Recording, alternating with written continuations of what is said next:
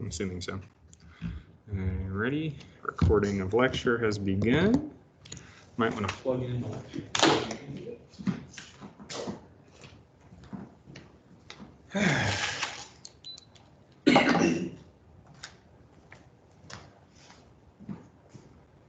How are your all's classes going?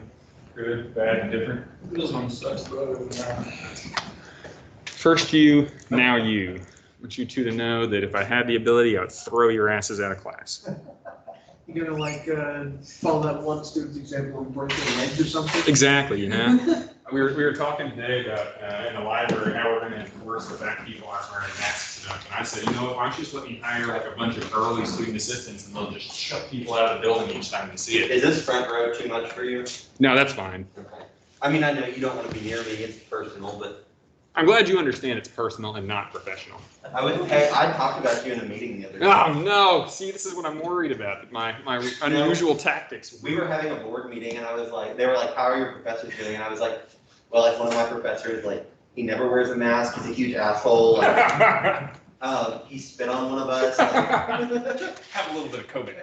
And then I was like, and then like he pulled out drugs and like passed them around the classroom and then like started messing up everyone's pronouns. That sounds like me, doesn't it? No, I'm just kidding. I went on and on about how safe your classroom was. Oh, wonderful, wonderful. Do you need hand sanitizer? Sure, yeah. How about that? Christian stand still so I can spray it in your In You recommendation. see, oh, damn it, here we go. Anyway, when you just, Oh, never hurts. I could take a bath in that much, Professor Goldberg. Hey, more is better. Actually, I would like some. Question for you while you're warming up. Boston shit too, which I told you is inappropriate in my classroom. Oh, that There's is. no Red Sox here. Are you a Yankees fan? Of course I'm a Yankees fan. Oh my gosh, we're going to a Yankees game. Hell yes, let's go to a Yankees Hey, game. I'm applying to Columbia Law. If I get in, you better come up and watch a Yankees Well, game. now I finally like you. I no longer dislike you personally. Aren't you an Eagles fan too? Yeah, I got family outside Philly. Do you That's dislike me personally? no. I'd like you want me to. I dislike all of you personally. Let's make this clear. It's an equitable dislike of all students. It's not a personal thing. You guys just. He just hates us all. Well, entertainment. That's right. Entertainment for that comment, I can tell that you're sweating a little bit. Yeah, I've already done a full lecture today, so I might as well, really get into the whole sweating through my shirt thing. Question for you before we start. When does Professor Goldberg become Dr. Goldberg? Ah, God. I mean, I'm just wondering if that's on the horizon. No, after picking up that second master's, I kind of said I'm tired of school, frankly. It may be a couple of years before I force myself to go back for the Are doctorate. you going to do it? I don't know. One of the biggest parts of getting a doctorate in military history is they make you pick up another language. And I'm terrible at learning other languages. I speak almost fluent Spanish, though. I can count to 10 in Latin. Unus, duo, tres, quatuor, quinque, sex, septem, octo, novem, decem. That's it. I took 4 years of Latin. So That's it. It looks like once we can have like personal meetings, I'm going to be tutoring you in Spanish. That sounds good. That sounds good. Because I did a summer in Spain. The problem is with that, as you might expect from the stuff we've talked about, it had to be French or German. I had to do military theory. You got to pick up one of the two languages that most of it's written in. My mom's fluent in German. I'll hook you all up. My mom is, I don't know why I'm pointing out like she's somewhere out there. She is fluent in French, ancient Greek, and Latin. And I have zero aptitude for languages. She has all of them. I have none of them. Something's wrong with you. Like, Yeah, I we just know. haven't figured out what yet. Oh, there's so many things. We can go, that'd be a whole class period. All right, before we get into my personal faults, I think we were on a roll. we really were, weren't we? Let's pick back up. How do we do this? I'd like to pin myself to the bar so that you guys can see this better, but I have yet to figure it out. What are you trying to do? Teams keeps changing, and it had a setting where you could pin your video and no longer does. You're trying to pin your video? I want to pin this video here so that when you guys get a recording of it, it's just me and not you all, which would make it easier for you to see what's on the board. But see, these things keep disappearing. I have a tech guy. I'll make him do it. I was gonna say, I mean, they can't. This is all they see. Like, Oh, really? this is, yeah. They don't see this? No, this is just someone that's logged in. Oh, Yeah. Well, nice reminder. I have no idea what I'm doing.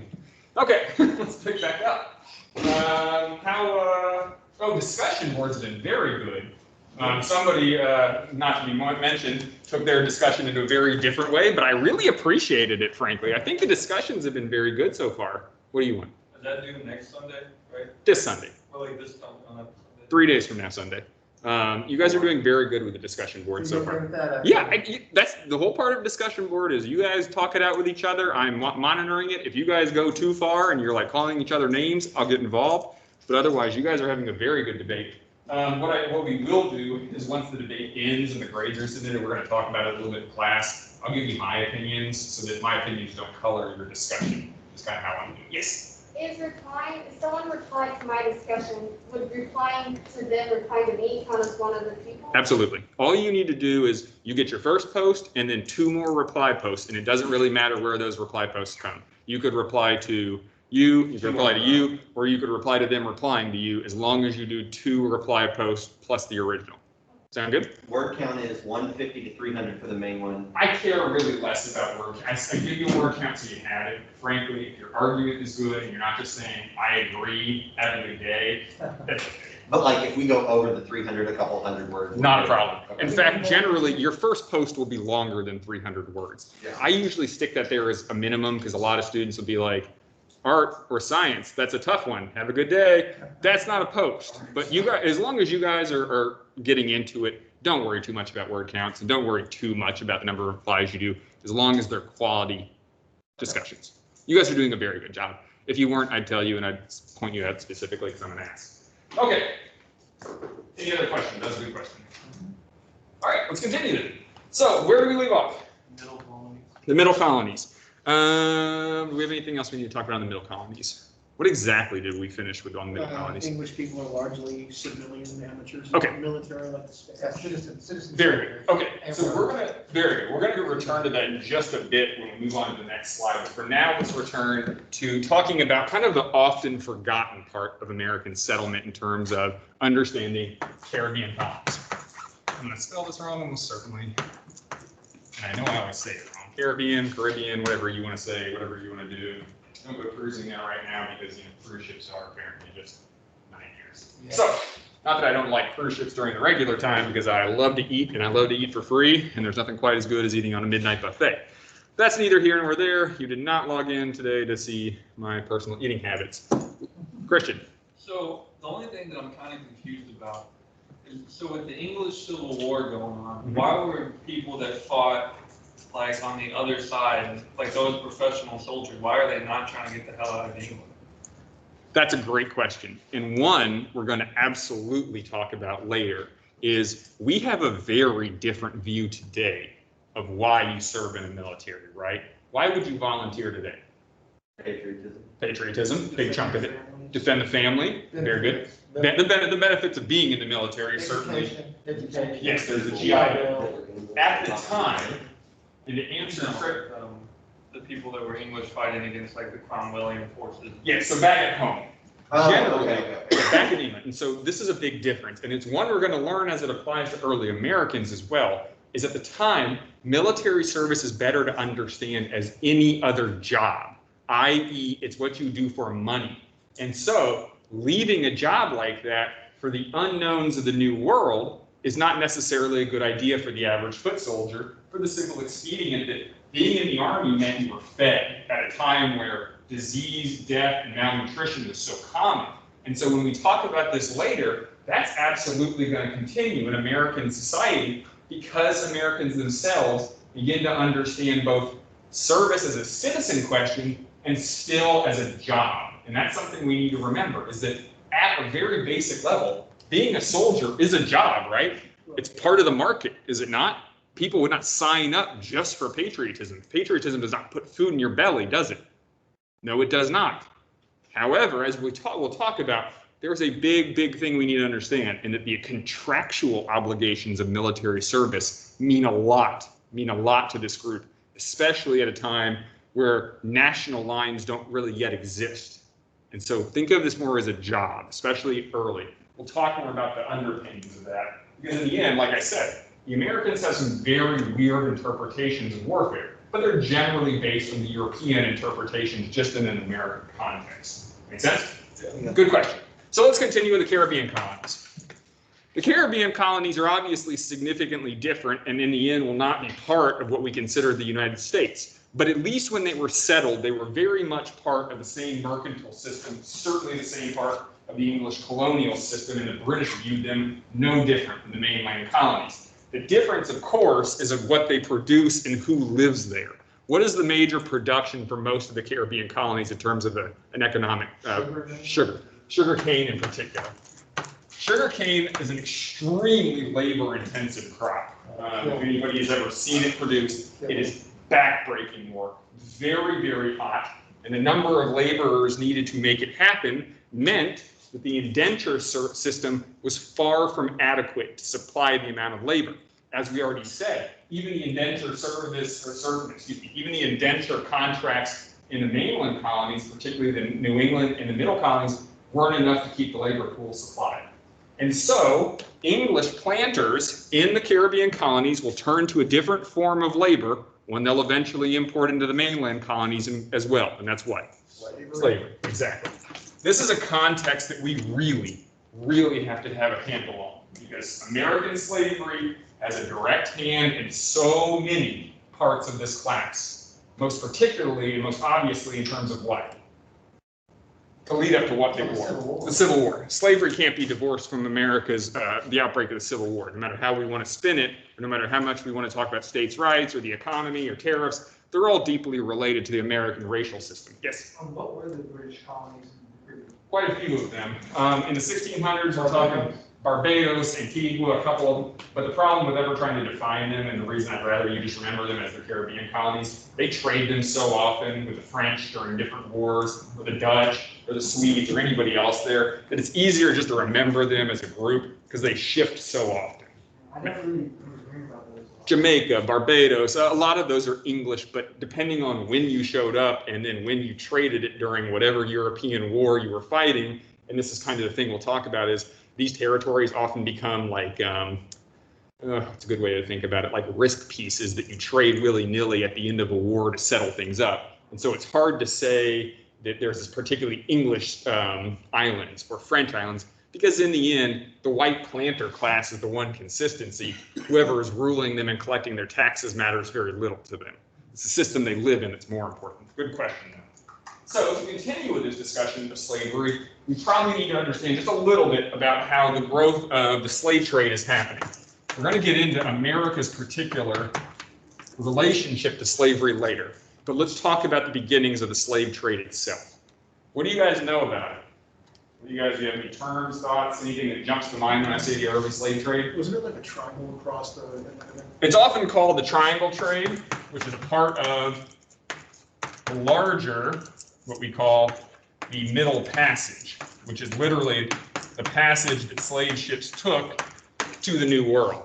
It's a deep misnomer that most slaves came to North America, and it's an extreme misnomer that most of them came to what would eventually be the United States. Something in the neighborhood of 12 million black bodies were shipped from Africa to the New World from 1600 to 1860. And let's be very, very clear. We have to understand this slavery was not linked to older European understandings of slavery. It was always about race slavery. The replacement of indigenous tribes that had disappeared either through war, malnutrition, or the germs we talked about earlier, had to come from somewhere. Africa, in the end, is a choice of what? Convenience, very good. That's the word we're really looking for. Africa is chosen for convenience. Early European understandings of slavery were not race-related, were they? What's the most well-known slave empire in Western world history? Rome. The Romans. How did the Romans deal with their slave system? Was it linked to any race? What was it linked to? Conquered people were generally enslaved. You could sell your own mother into slavery if you had to cover a debt. Race was not a part of the early slave equation, which is true amongst most Western cultures that practiced slavery throughout history. By the 1500s, though, slavery has largely been eradicated in Western Europe. For what reason? Feudalism, and then that whole big thing called the Black Death caused a disruption in the labor market, which moved feudalism and essentially meant that more people, instead of being tied to the land, began looking for what? Wages. The birth of what we would consider wage labor. largely eradicated slavery by the Renaissance. What that meant though, was once there was a labor shortage in the New World though, the systems that were put in place to push colonialism, particularly the indenture contracts, simply couldn't keep up with the demand. And so, of the 12 million slaves shipped during what we call the Middle Passage, or in part of the triangle trade, the triangle being the relationship between Europe, Africa, and the New World, the shipment of these slaves generally did not go to the colonies. Only 1 in every 20 slaves was actually shipped from Africa to what will eventually be the 13 colonies. Only 1 in 20. Yes. So were countries like Portugal and stuff trading slaves to England? Great question. Great question. Here's how it generally worked. Europe, in terms of the triangle trade, produced what? Finished good. Finished goods. We usually call them manufactured goods, but finished goods is fine. Very good. These manufactured goods were shipped to Africa. One good above all others was used as the primary means of purchase of slaves. Take a wild guess. It's a military history course. It's guns. Guns were traded to African chieftains who used those guns to acquire more slaves to trade. Those slaves were transported to the New World where they produced what? Raw material. That raw material shipped to Europe, and the process restarts. No money, just barter. No money. Right. The early mercantilist system is largely cashless. And we'll talk eventually about the birth of cash in the New World. But more often than not, the triangle trade and the principles of mercantilism, which we'll discuss a little bit later, have a deep-rooted, systemic, and consistent way to bring each of these pieces to where it needs to go. Now, obviously, as you might expect, initially, this convenience meant that Africa was selected for what? Why not Asia? Why not Europe? Proximity. Proximity. Convenience is because of proximity. West Coast. Exactly. The west coast of Africa simply was the most convenient place to find labor. There was also a really established slave trade already in Africa. Right? Very good. Africa already had a slave trade largely largely based on the East Coast and Arab slave traders. There was already a predilection for slave trade. However, making it much more consistent and much bigger was the goal of the European goal because of the simple need for labor in the New World. So did like the heavy like racism start because they were trying to justify the convenience? Bingo. So this is what we're talking about here. Convenience is what creates the African slave trade. What eventually entrenches it? Why is it that American slavery is inseparable from Black experience in America?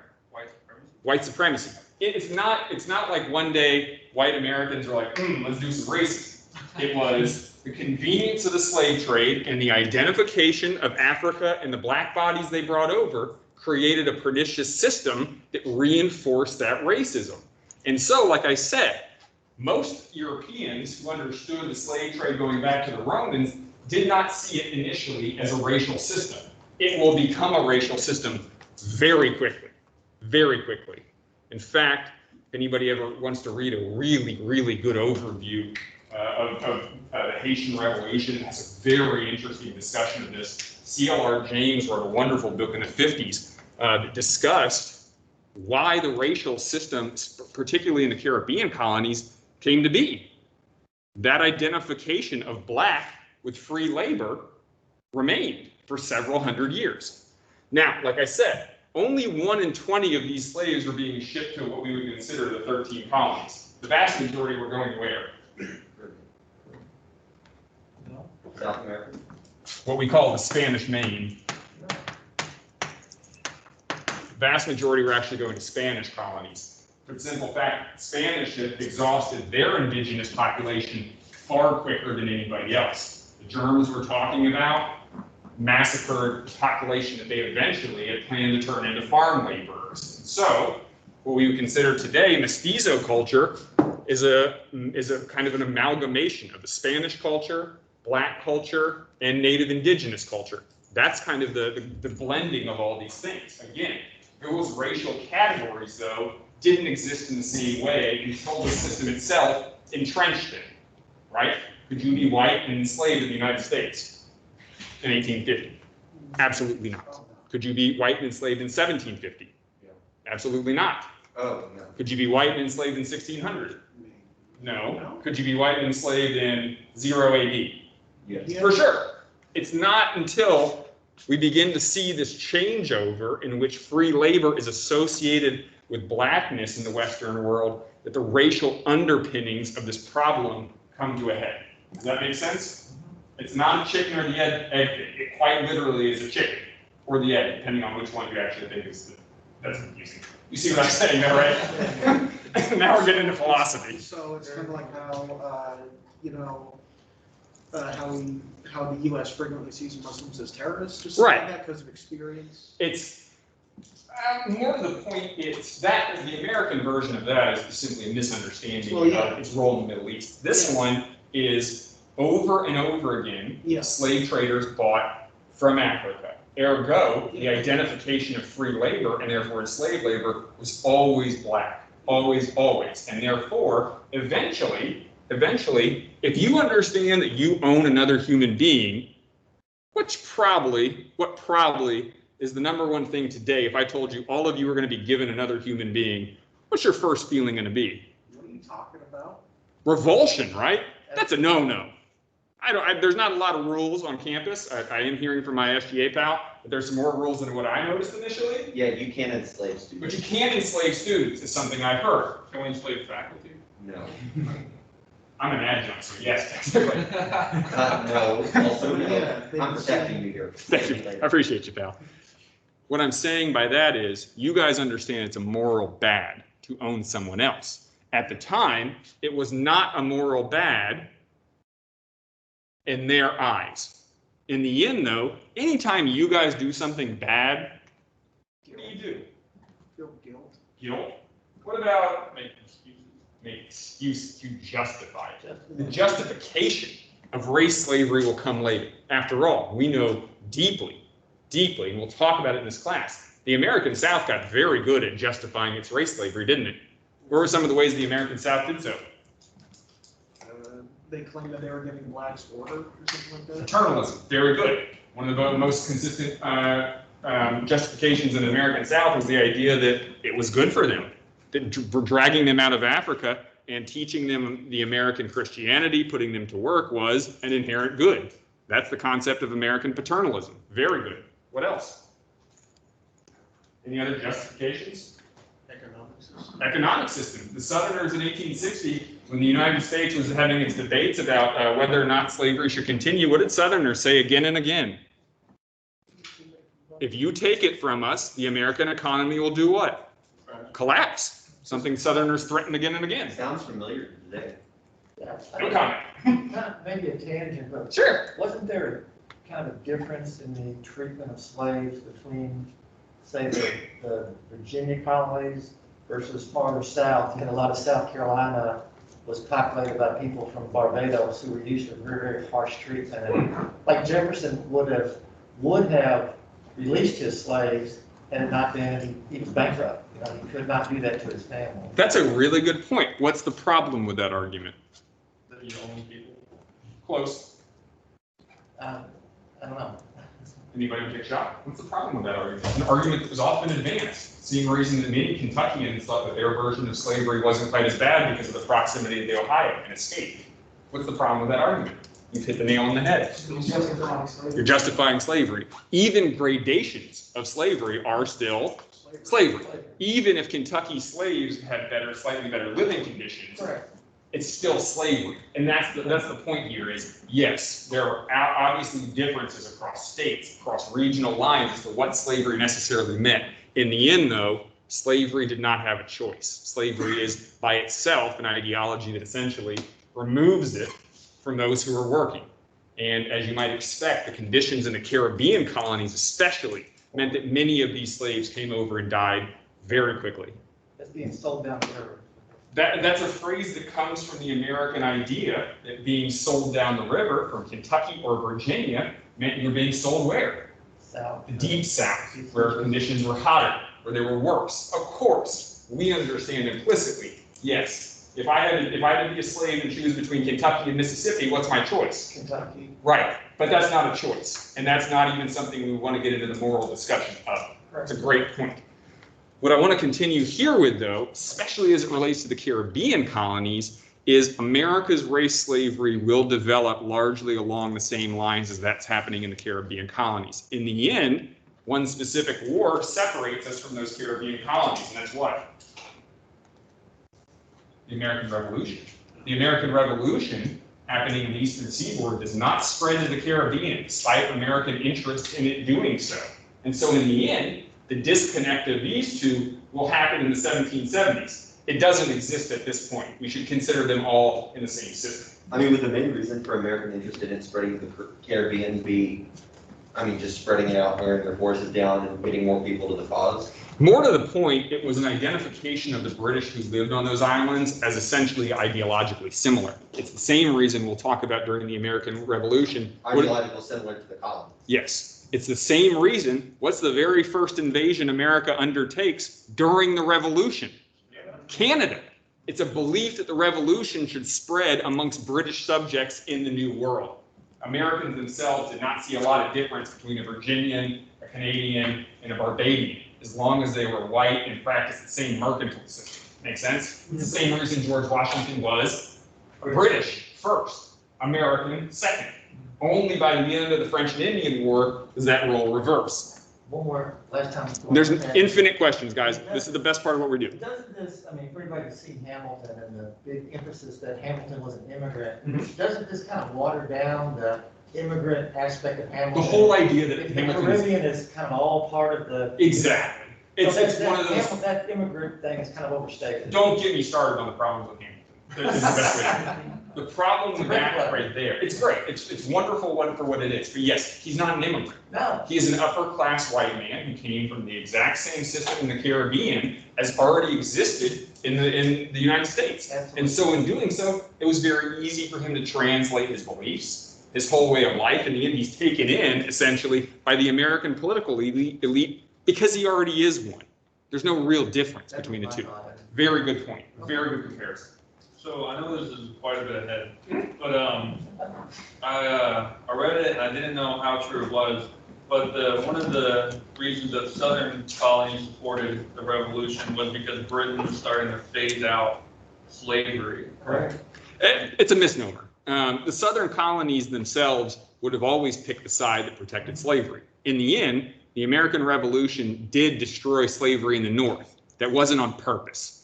The North at no point, the Northern colonies at no point told the South, we're going to get rid of slavery if you don't participate.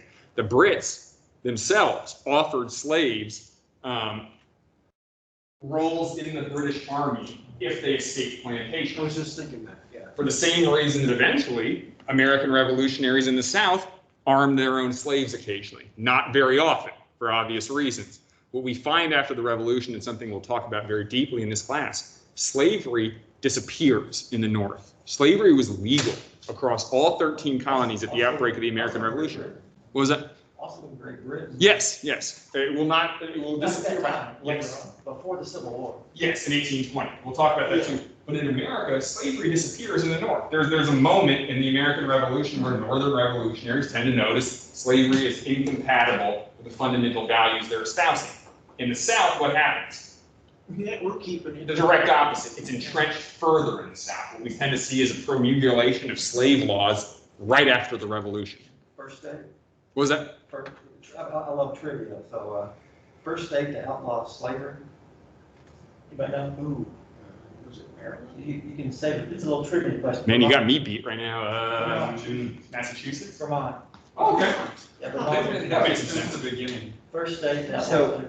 What was Washington's mentality in the American Revolution in terms of being British yet still fighting for the American side? That's a great question. It's something I will get into deeper, obviously, later, because he's a great exemplar of what we're going to talk about in this class. But Washington's ideology at first is the ideology of many of the American patriots to begin with. We thought we could trust you, you know. Separation is not the goal. Initially, it was redress of grievances. Exactly. Many of them didn't want to see these links severed. For for the obvious reason that many of them participated in a much wider British world than we're used to discussing. Like we're talking about with the Caribbean colonies. You have to understand, these men didn't live provincial lives. Washington was very aware of what happened in London, what happened in Barbados. These men were plugged into a much bigger system, and pretending that their revolt was inherently parochial misses the point.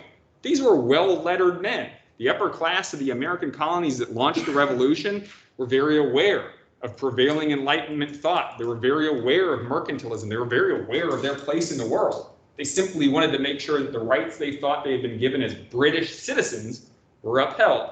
And once they no longer felt that was being done, certainly once they felt Parliament had become essentially an enemy of the colonies, that's when they split off, not before. So with the average foot soldier at the time, would they have wanted independence, or? That's a question I'll have to save for later, because we'll have to talk about the differences between who fought in the revolution as its foot soldiers and who led it. They are very different groups of people. And we'll talk about that one in depth. That's a great one. So, do we feel, oh, okay, so we're good here, yeah? We understand the differences of some of the developing ways in which the New England colonies are developing religiously, the middle colonies are developing deeply related to tobacco production, and the Caribbean, and the growth of slavery. Last question. Sure, infinite questions. Don't never say that. Questions are good. So, I think I know that Maryland became like a Catholic colony. Mhm. Was that then, or was that later? Then, Maryland started as a Catholic charter under Lord Baltimore. This is where they get the city Baltimore. Proprietary. Nice, easy way. It's a proprietary colony. Another one that we probably, if we had more time to investigate, is Pennsylvania, which is not a Catholic one, but was a free religious one under the Quakers, who were much more religiously tolerant. In the end, we'll talk about the walking purchase and the failures of that, but each colony has its own distinct flavor and history. We're getting a real broad stroke here so that you guys don't get too bogged down in what in the end is more necessary. We understand the broad strokes of American culture. Then we'll get into the specifics as we get towards the revolution. So, speaking of broad strokes, let's talk about somebody you probably recognize. This is Powhatan. What do you guys probably recognize him from? Powhatan sounds like who? Pocahontas, his dad. Jamestown. This is our first meeting of what we would consider an Indian tribe or confederacy. His confederacy, the Powhatan Confederacy, named after him, was instrumental in the survival of the Virginia colony. Virginia colony and Jamestown would not have survived had it not found native allies and supported it through several tough winters.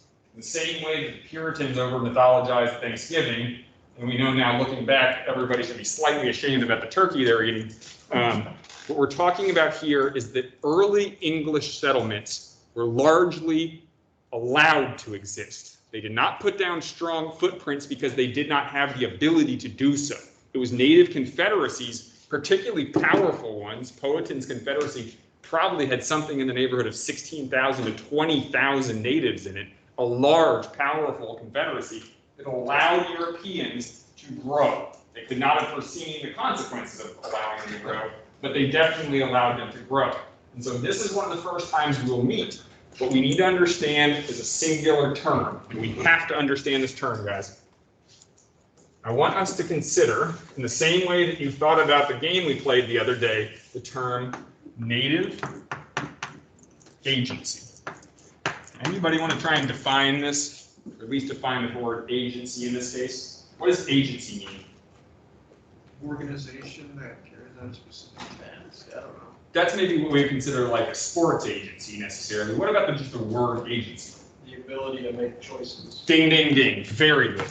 We're talking about here essentially native choice. And this is something that's often underrepresented in how the military structures and even how America's political structures come to be. The natives over and over again understood the Europeans very well. To pretend that they didn't, or that they saw them as singular entities, would mistake the fact that they often had their own goals they were pursuing. After all, Powhatan does not get involved with the Virginians because he's a really nice dude. He does it for what? Resources of some kind. Guns were certainly part of it. In the end, they do so, and we'll see again and again, native tribes are very willing to interact with Europeans on their own terms, not just on European terms. And so I want you to keep this in mind, that many times in this class, we are going to talk about native tribes, particularly powerful ones, many times more powerful than the Europeans they interacted with, making choices that affect both sides. In the end, it's not their lack of understanding of one another that leads to one destroying the other. It's other factors we'll consider. Okay? Make sense? So, let's jump into the military roots of English colonization. I'm sure you guys all recognize our fair-haired pal here. Who's that goofball? John Smith. John Smith. That's the Disney version of John Smith, right? This is John Smith, the real guy. Okay. Not quite the looker that he looks like in the Disney He film. looks like a real person. He looks like a real grizzled jackass, actually. The dude was like 50 when he got there. Anybody- Kind of looks like a jump prospector He does a little bit, with a nice collar though. with a nice collar. Anybody know what John Smith's job was before he showed up in the New World and didn't romance Pocahontas, despite what Disney told us? She's Was he a scumbag? What a scumbag. He had a job that a lot of people had, and a job that you might make sense in the context of this class all the more. He's a mercenary. John Smith was a soldier of fortune. Why in the hell would you bring a John Smith with you to the New World? Make sure you get your ass kicked. You make sure, well, for lack of a better way to put it, make sure you don't get your ass kicked. They brought mercenaries for the very simple reason that at the beginning, many of these colonies understood that they straddled a very important line. The line between settlement and military outpost. Despite the fact that you were far more likely to die of starvation as a colonist, concern and the overwhelming concern for many settlers as they came over was personal protection. In the end, many of the original cities that we remember from colonization start not as settlements, but as, what's a fort? What fort are you looking at right there? That's Jamestown. Jamestown of American mythology was originally a three-pointed star fort built on the same military grid lines as, if you remember back, that the old world was building.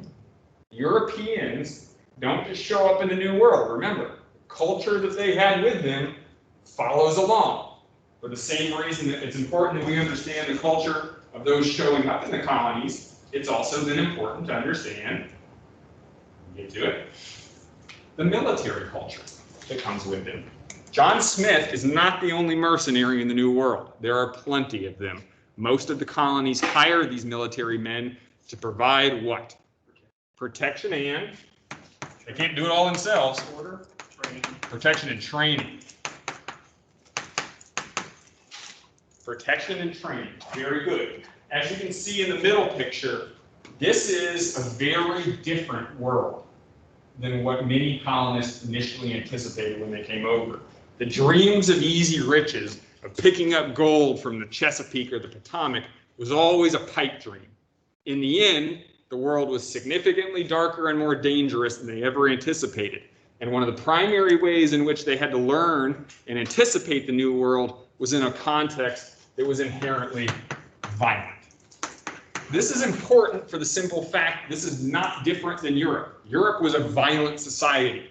The chances of you dying were pretty damn high. Chances of you dying in the New World were pretty damn high, just in a different spot, was all. And so we need to understand then, obviously, what were the military tactics of the English populace as it showed up? How did they fight? What did it look like? And why, in the end, were the systems they built to protect their colonies will eventually be extrapolated out to protect those states. And those states will eventually be dragged out to become the United States. And so this military culture that develops with the very first fortifications and the very first settlers follows itself along for quite a few hundred years. In some way, I'll let you guys determine how much as we go through this course, there is not a ton of difference between these men and the American military of today. There's also a gigantic difference, right? But in the end, this is where we begin to see the birth of the militia. Now, militia traditions, particularly in England, go back a long way. A militia differs from the regular army, right? What is a militia after all? Do they have to be citizens? They're volunteers, right? They're volunteers. It's not a standing army. What we would say for the militia, let's compare. We have the militia and the standing army. Very good. The Brits especially like to define those two with those phrases. What's a standing army? What does a standing army mean? Does a bunch of people stand up? Professionally paid, just the professional soldiers. You guys are all those things. There's militia get paid, right? No. Oh, okay. Militia don't serve for free. Standing army's always ready. It's never Never seen. It's never disbanded, is the better way to think about it. A standing army is always available. So that's their like full-time job. Exactly. Think about it again in an employment context. John Smith, as a mercenary, has a job, right? His job is what? Let's be very clear. His job is violence. Whatever the context comes, in the end, the context he's best known for is Jamestown and the Powhatan Wars. But to be fair, a mercenary's job was violence for whoever paid him the most, right? Standing armies of the period belonged to who? Who paid them, right? And who paid military armies at the time? You're right, you had it. Kings, exactly. A standing army was the property of the crown. And this is going to be a fundamental thing, because a standing army can do what? Just as you'll see, let me rephrase that. A standing army can be used to enforce a king's rule, right? However, by the 1600s, does a king have the ability to absolutely tell the English populace what to do? We have a representative parliament. And so, before we can adequately understand even a standing army and a militia, we have to understand two things. One, let's get the word absolutism in our brains. What does absolutism sound like?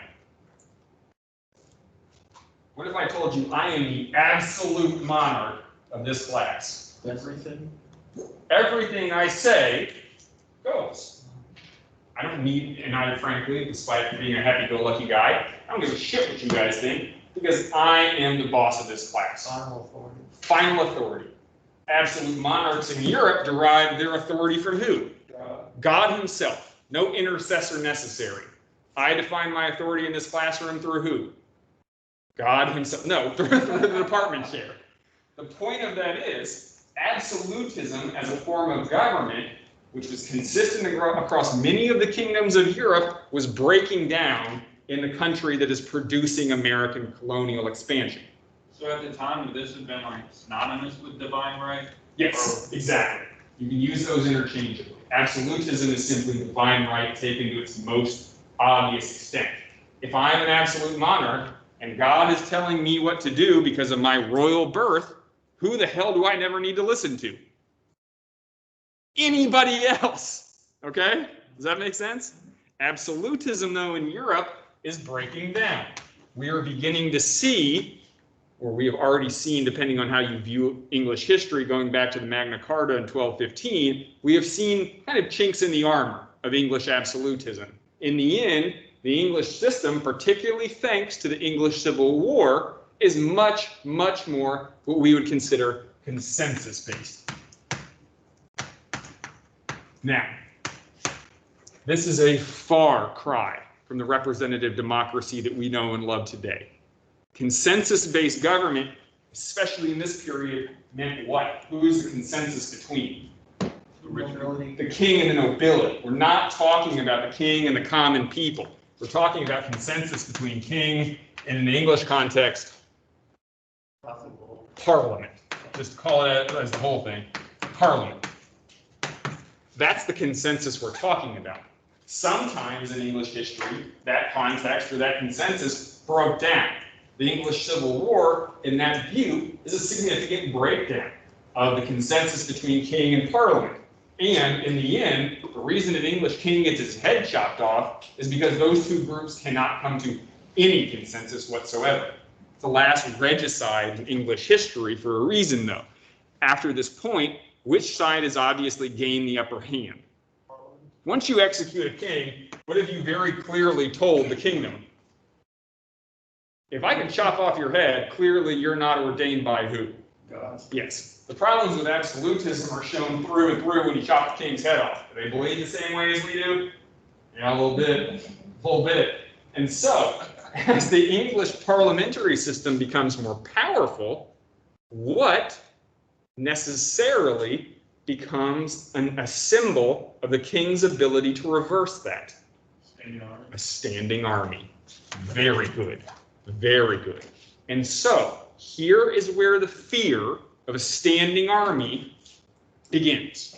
For the same reason even today, if I say standing army, you say, I don't know. I'm supposed to say, I say, what? So, if I say, I don't know what I'm doing right now. No, you have to say something. I don't remember what I'm supposed to say. If I say standing. If I say standing army, you say bad. Oh, Standing fuck. army.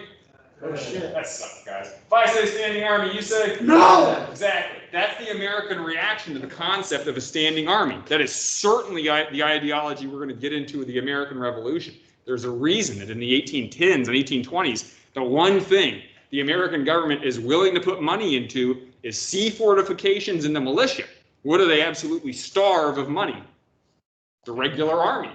They're afraid that regular armies can be used as what? We would consider it easy to say as tools of tyranny. In the English model, that tyranny was the English king.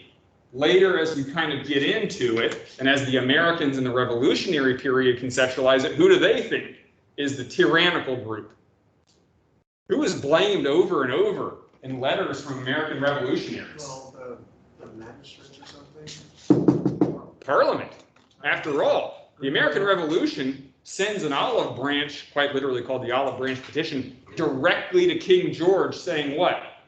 Hey, you need to fix this. Protect us from your parliament. We're not worried about old King George. He's a nice guy. Many Americans thought King George before the Revolution was a swell dude.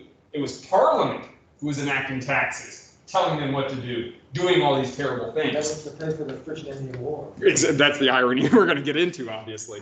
But like I'm saying here, a tool of tyranny, especially as it relates to the American context, means the Americans and the English that they descend from, certainly the English we're talking about here, are well versed in a belief that a standing army is what? Bad. Bad or dangerous. Standing army, bad. Ergo, hang on just a second, ergo, if these are your two choices, standing army is bad, do you have another choice? No, the militia system then is a choice of what? Necessity.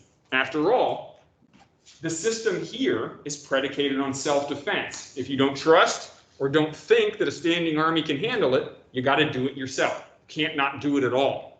And so the militia system in the New World, eventually the American militia system, descends from a fear that a standing army will be used to do what? Suppress or oppress individual and collective rights.